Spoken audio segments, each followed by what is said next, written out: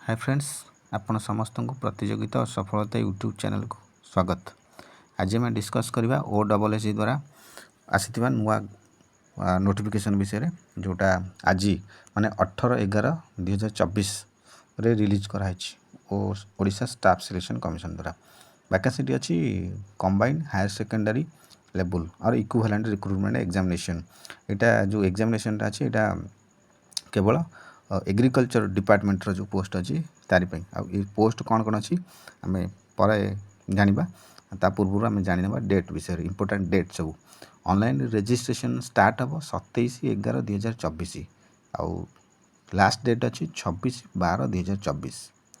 Submission of online application form से 27/11/2024 आउ last date अच्छी 29/12/2024। तापर अच्छी date of editing online application start है 27/11/2024 आउ एडिटिंग रो लास्ट डेट है 1/1/2025 आउ एप्लिकेशन मोड ऑनलाइन तो एप्लिकेंट सब तांकर अप्लाई करेंगे ऑनलाइन रे। तापर देखीदबा आमर आगु को रोचे कौन आमर ये देखीदबा वैकेंसी डिटेलटा यहाँ केवल रोचे सॉइल कंजर्वेशन एक्सटेंशन वर्कर ये वैकेंसीटा टोटल वैकेंसी अच्छी 324 आउ ता डिटेल से लिखाई आपने देखीदे कौन कौन अच्छी कौ कैटेगोरी केते अच्छी है।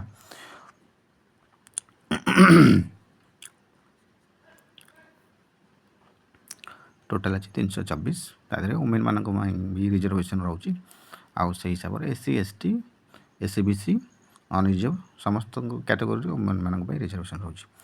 एबे आउटा जो ऑफिस अच्छी आम directorate of soil conservation and waters department. तापर नेक्स्ट देखा कौन एलिजिबिलिटी क्राइटेरिया जोड़ा सेटा इंपोर्टेंट जिस एलिजिबिलिटी क्राइटेरिया देखा। एलिजिबिलिटी क्राइटेरिया आमर जो पूर्व आसी सॉइल कंजर्वेशन एक्सटेंशन वर्कर से जहाँ थी एलिजिबिलिटी क्राइटेरिया से है एज आम रोचे 21 मिनिमम आ मैक्सिमम रोचे 38 एज रहा आउ एजुकेशनल क्वालिफिकेशन जमती कि पूर्व नोटिफिकेशन आम देखी जे +2 साइंस आउ तार रिलेटेड वोकेशनल कोर्स जे कर +2 साइंस पिला एलिजिबल हे किंबा जो माने +2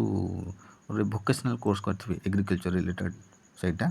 से माने एलिजिबल हेबे है। ये नोटिफिकेशन रे डिटेल देछि डाउनलोड कर देबे पढ़ी कि अप्लाई करेंगे है। तो यहाँ रही ओडिशा स्टाफ सिलेक्शन कमिशन तरफ CHSL 2024 पार्ट 2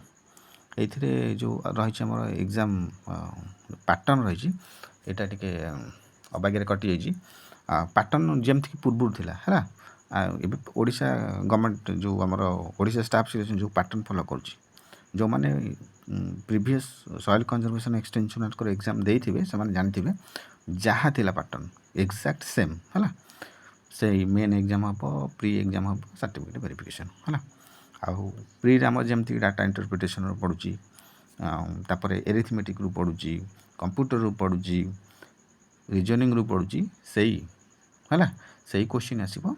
आउ मेन जमती कि मेन सिलेबस जमती पूर्व थिला एग्रीकल्चर रिलेटेड टेक्निकल पेपर जो आसो सेमती है।